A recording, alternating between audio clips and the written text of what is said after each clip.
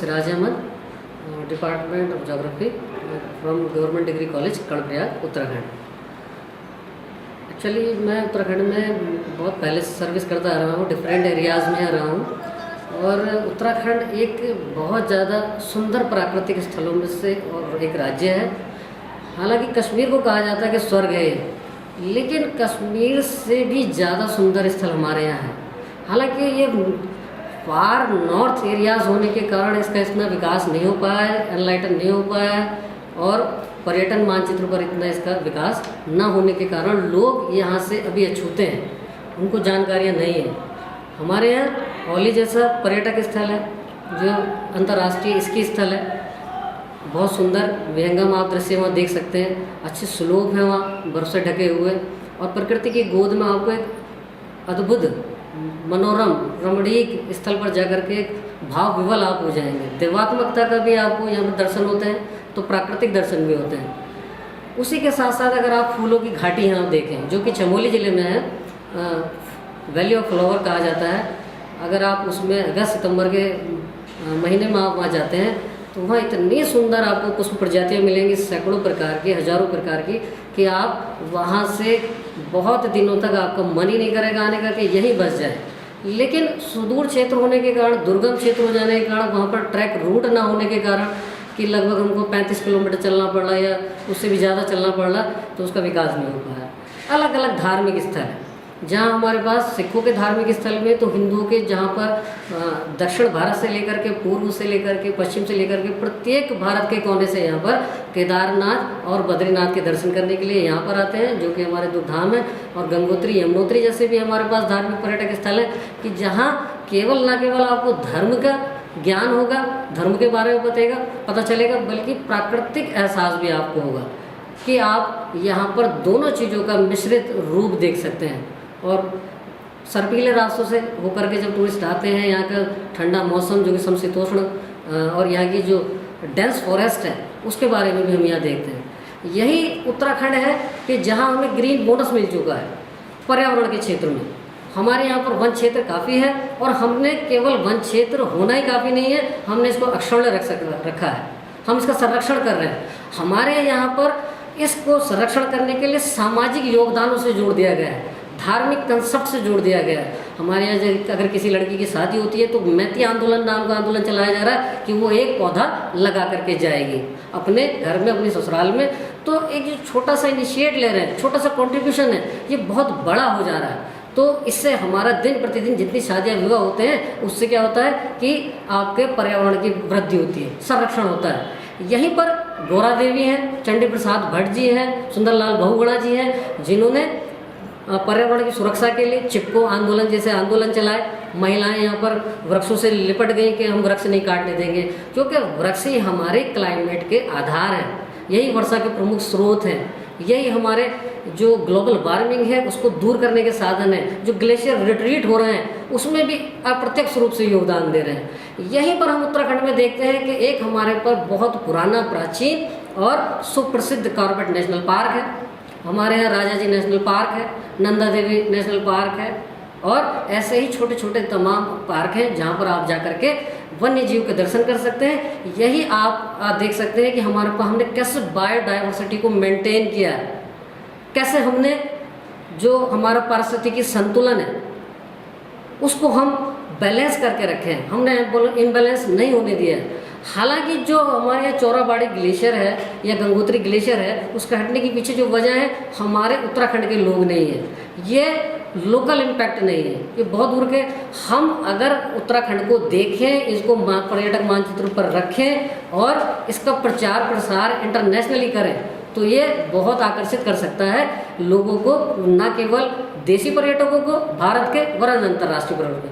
हमारे यहाँ ऋषिकेश और हरिद्वार जैसे पिलग्रिमेज हैं जहाँ पर हम योगा में बहुत आगे बढ़े हैं, और हमारी एजुकेशन में भी योगा को प्राथमिकता दी जा रही है। उस योगा के सहारे विदेशी लोग आकर के अल्मोड़ा, ऋषिकेश और हरिद्वार जैसी जगह पर साधना में लीन है।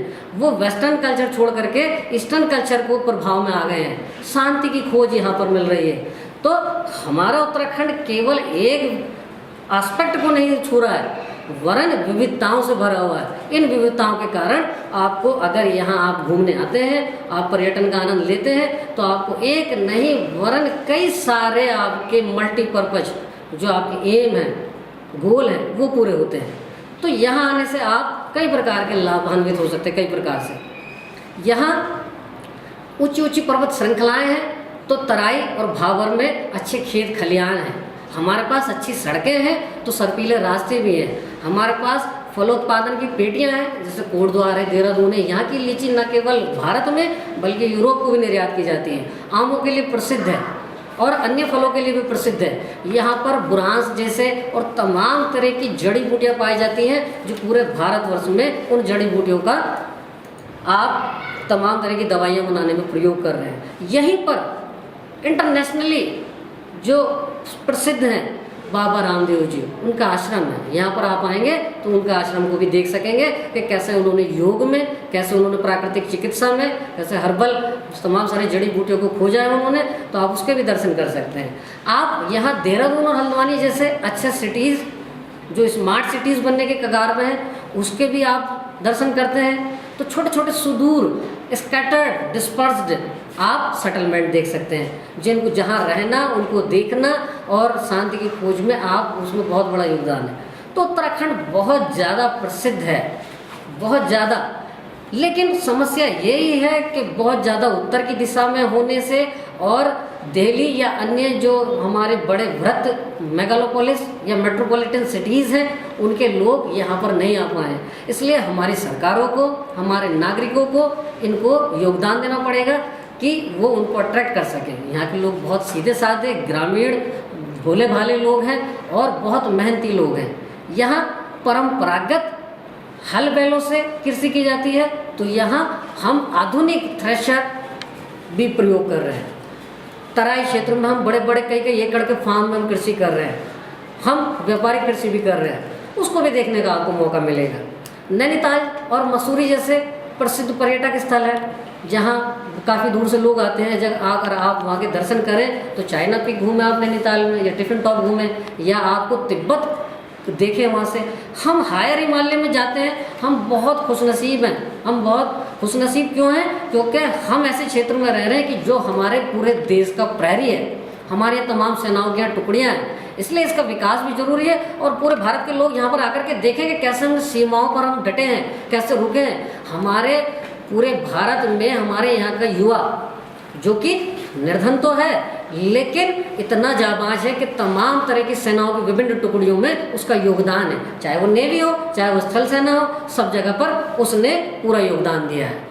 तो हम यहाँ अपने वनों को भी संरक्षित कर रहे हैं, हम क्लाइमेट को भी संरक्षित कर रहे हैं, इसलिए हमको ग्रीन पीस अवार्ड भी यहाँ भारत सरकार द्वारा मिल चुका है। हमारी सरकारें, चाहे हमारे आम विधायक हो, चाहे हमारे सांसद हो, जब बड़ी पोस्ट मानी जाती है, लेकिन वो आज भी पैदल जाते हैं कई क्षेत्रों में, वहाँ की समस्याएँ सुनते हैं। ये बहुत अच्छी बात है कि हमारा विधायक और सांसद भी गरीब लोगों के साथ बैठ करके खाना खाता है, उनके साथ रहता है, उनकी समस्याएं सुनता है। तो ऐसे पीसफुल एरिया में आप आएँ, बार बार आएँ, यहाँ की सभ्यता और संस्कृति को देखें। इसके साथ साथ जैसे जहाँ मैं नौकरी कर रहा हूँ कर्णप्रयाग, ये कर्ण भूमि, कर्ण की तपस्थली रही है।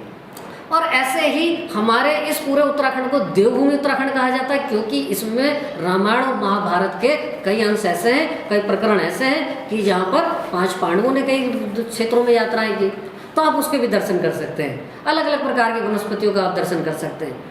तो उत्तराखंड हम बहुत खुशी से कह सकते हैं कि आप यहाँ अगर आएंगे तो आप निराश होकर के नहीं जाएंगे। आपको धार्मिक के साथ साथ प्राकृतिक और जैविक सब प्रकार के दर्शन यहाँ पर होंगे।